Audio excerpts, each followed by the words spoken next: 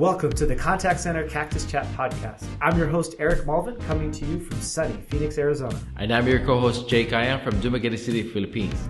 I'm a serial entrepreneur. Started my first business 10 years ago, and 6 LLCs later, I started Pac Biz Contact Center Outsourcing in 2015. Today, we have over 200 employees and growing. And I'm the operations manager here in Pac Biz, and I've been working with Eric since 2014, and I grew as the company grew. So whether you're looking to outsource for the first time, whether you manage a contact center, or you're just looking to improve your customer experience, we'll be covering topics for you. So business managers, operations managers, business owners, this is for you, so make sure to subscribe. All right, welcome back to episode 8. We're just going to pick up right where we left off. And I'm joined still by my co-host, Jake in the Philippines. Thank you for joining. Yeah, all right, thanks. And we were left off with a question. And of course, if we haven't talked about this, like outsourcing. We always talk about outsourcing from, different companies. But if you can remember, Eric, you outsourced before, right? It started with you. And so what advice can you give to a company that is hoping for a successful start to outsourcing? Oh, man, that's a great question. I like the setup on that. You're right. I did start by outsourcing myself. That's how Pac Biz got started. And, we started from scratch. We set up our own office. We set up, as we encountered issues, we put up backup power, backup internet. We had to get a bigger office. There's a lot of things that we had to figure out that took a lot of time. And, it's really difficult for a company to go and do that. So, for outsourcing successfully, there's so many different options out there. Like just in our city where we're based in Dumaguete, I know at least about 50 or so plus different call centers that are based there. And that's in a small town of 250,000 people in a country of 100 plus million people. And so just in the Philippines alone, I understand there's probably over 10,000 different call centers, 5,000 big enough to be, registered on some different databases. And then if you expand that out, so just like everything, a great example is in the U.S. The phrase I like to think is, you kind of pay for what you get. So if, for example, Costco, In-N-Out Burger, those are places that have reputations for paying their employees really well, but also providing a great service. And you get to experience that. In fact, it's what they pride that they have the employees that stick around for so long. Like Costco, you can go in there and you can see their name tag, and you could see how long they've been there. Since 2013, 2017. There's fast food places you would go to, they would never put that on there because they'd all say 2022. July 2022, November 2022. They'd be very, very recent. You don't want to show that. But having employees that stick around a long time because they're valued, that comes out into having a really great service. And I think the same thing happens in the call center space as well. If the employees are taken care of, then they're going to take care of the customers. And they're going to stick around a long time. If you're, look at the issues that happen when you're at a fast food place where it's always someone brand new. Now, the job is not that difficult, possibly. There's some complexities. I don't want to oversimplify people working at McDonald's, but it gets a lot more sophisticated when you're having to work. The clients that come to us and the problems that they're facing that they want us to solve gets way more complex. And so it takes, we put college-educated people on the phone. They have years of experience, and we have an attrition rate under 20%. So people stick around, and if you work with us over 2-3 years, you're still going to have the core team still taking calls 2-3 years from now.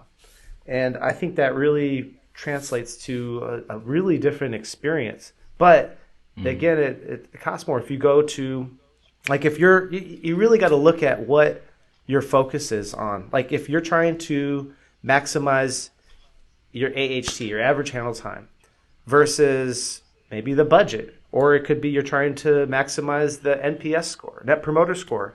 It really depends. Businesses are geared towards one thing or the other, not really both. If you're trying to go for speed and trying to blast out as many calls as you can and not focus on the experience, you could find centers that could do that. If you're trying to find centers that really focus on the experience and that they have staff that has empathy and can make the customers feel better and add to your lifetime value, there's centers that do that too.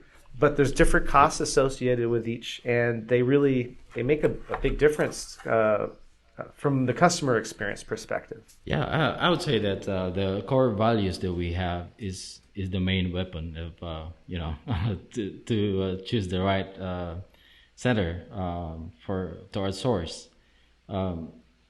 Because if you don't let's just talk about respect. If you have this respect, people will stick to keep working, and they'll be happy. Compared to other companies that are, they keep on changing, and getting more. The attrition rate is high, and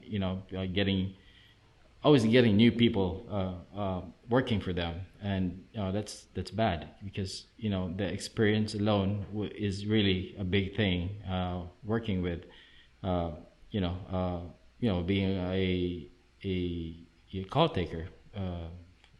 In any businesses, and especially with the taxi business, it really matters. It's like you're knowing all the people who's been calling every day, and it's really different if the flow, the speed, the accuracy, it goes along with experience.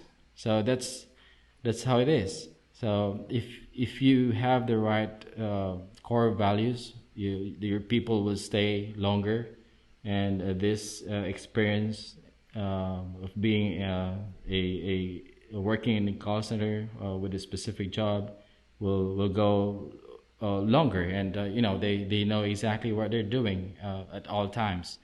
So this is we're talking about people who's been very the expert of what they do because of that long experience. So yeah, it's just about the right center, the right culture of the center, and core values itself.